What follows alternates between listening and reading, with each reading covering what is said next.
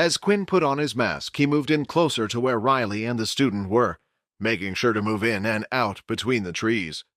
"Hey, do you want to pass over the credits now?" Rylee said, holding up the student against the tree.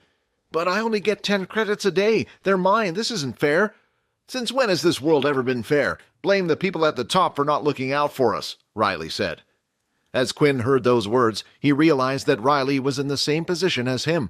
He was only a level 2 user and was just part of the weak bunch being pushed around by those above, but that didn't mean he could do it to others. That would fix nothing. Layla followed Quinn closely and had taken out her bow and arrow. She knew from last time if Quinn had put on the mask, he was going to act. "Do you want me to help out? It will be easier with the two of us," Layla asked. "It's okay, there's something I wanted to test out," Quinn said. The last time the two of them had fought, Quinn was only a level 1. Now he was a level 2, and he also had obtained a new skill which he wanted to test, and Rylee was a great test subject. Quinn started to move closer and closer. He was hoping to finish off Rylee in one shot, and this was the perfect chance while his back was turned. Finally, Quinn was just about in striking distance. That's when the student held up against the tree and spotted Quinn. "Please help me!" the student cried. "You—" Quinn shouted as he leapt forward, hoping he could be quick enough for Rylee before he could activate his ability. The student's warning had given Rylee enough time to activate his ability and turn around. However, Quinn's fist was fast, and even though Rylee put out his hands to stop the attack, Quinn's fist still managed to hit Rylee in the stomach. The impact was just like last time. It was solid and felt like he was punching a wall. The attack was slightly stronger, and this time Quinn's fist hadn't broken. I've been waiting for you," Rylee said as he put 2 fingers in his mouth and whistled. Just then, 2 students came running in from the park and into the forest. "You think you can take on 3 of us?" Rylee said.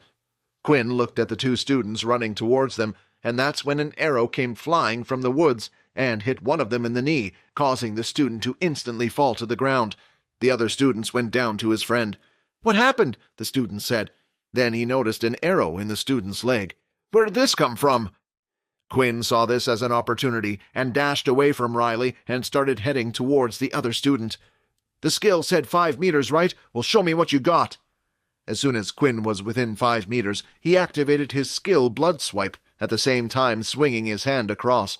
A red line of power came surging out of Quinn's fingertips and hit the student right on the chest, causing a claw-like mark, but it wasn't enough to knock him out. "Blood Swipe, Blood Swipe, Blood Swipe!" Quinn then cast 3 more blood swipes, swinging his arm out. Each blow managed to hit the student dead on, with multiple marks across his chest. He had finally collapsed to the floor. "HP 11 of 15. An opponent has been defeated. 50 EXP granted. 110 of 200 EXP. Blood Swipe had no cooldown, but did use 1 point of HP per swipe. As long as Quinn had HP, he could continuously cast out his Blood Swipe skill. Rylee, seeing his 2 teammates who were of equal power level to himself be defeated in an instant, started to feel scared. His body was shaking, and all he wanted to do was get out of there. He turned away from his friends and started running deeper into the forest. Quinn's speed was greater, though, and was easily able to catch up. When his attack was in range, Quinn cast 2 more blood swipes aiming for the back of Rylee's ankles. As they hit, Rylee fell to the ground. Please don't hurt me, I'll do anything," Rylee. "Oh, really?" Quinn then placed his watch up against Rylee's. "Hand over all your credits." "But if I do, I won't have enough credits for Dan. He'll kill me," Rylee said. "Is now really the time to worry about Dan?" Quinn asked. Rylee quickly transferred over 50 credits that he had obtained that day over to Quinn. "So, will you let me go now?" Rylee asked. Just then, Rylee could see a sinister smile appear on Quinn's face through the bottom of his mask. "No," Quinn said. He then went up behind Rylee and held him in a position. Rylee tried activating his hardening skill, but Quinn's strength was still strong enough to get through, and eventually caused Rylee to pass out. "That's for pushing me around in the canteen." Quinn then looked at Rylee's body and noticed that his ankles were bleeding from where he had used the blood swipe skill. Quinn then went to his bag to pull out a test tube and held Rylee's leg up, allowing the blood to slowly drip into the test tube until it filled up. Quinn also filled up a second tube for testing later on. Next were the other 2 students. Layla had dealt with the other when she with her arrow earlier, and the other student had passed out from the multiple attacks of blood swipe. Quinn then did the same with the other two students, collecting blood from their open wounds, and from where Layla's arrow had managed to pierce the student's leg. After they had finished collecting the blood, it was time for them to get out of there and leave the scene. It was getting late, and it was almost curfew time. If the students were out past 10, then the guards would go out looking for you. It seemed like not only did the watches act as a credit device and power level indicator, but it was a tracker as well. Students who were found injured outside the school would be taken to the doctor's office. When the two of them arrived at the school, it was still 9 o'clock, so they had an hour before they needed to head to their dorm rooms. That's when the two of them had decided to head to the school roof instead. It was quiet up there, and no one was around, so the two of them could talk freely. "So what do you need all the blood for?" Layla asked. "You know, if you need some blood, you can just take some of mine any time. I really don't mind."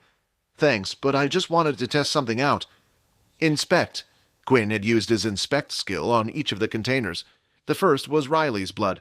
"Blood type B positive."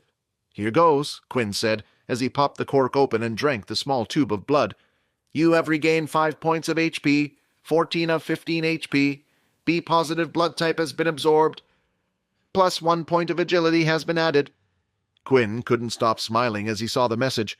He then went on to drink the second tube of blood. Drinking the blood no longer bothered him once he found out the taste was quite sweet. All Quinn needed to do was convince himself it was some type of juice. "You have regained 1 point of HP, HP 15 of 15.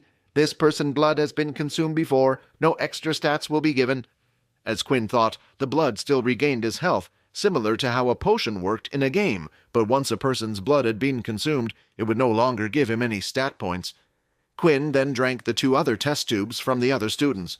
"Blood type A negative has been absorbed. Plus 1 strength point has been added. Blood type AB positive has been absorbed. Plus 1 stamina point has been added." Quinn looked at messages he received and started to notice a pattern. When he drank Layla's blood, which was A positive, he had gained a strength point. It was the same when he drank the A negative blood. Rylee, whose blood type was B positive, had given him an agility point, and lastly, AB positive had given him a stamina point. Assuming being positive or negative blood type didn't matter so far, A type had given him strength, B gave him agility, and AB stamina. That left one blood group that Quinn hadn't drunk from yet, which was O. Quinn couldn't help but wonder what would happen if he drank the O type.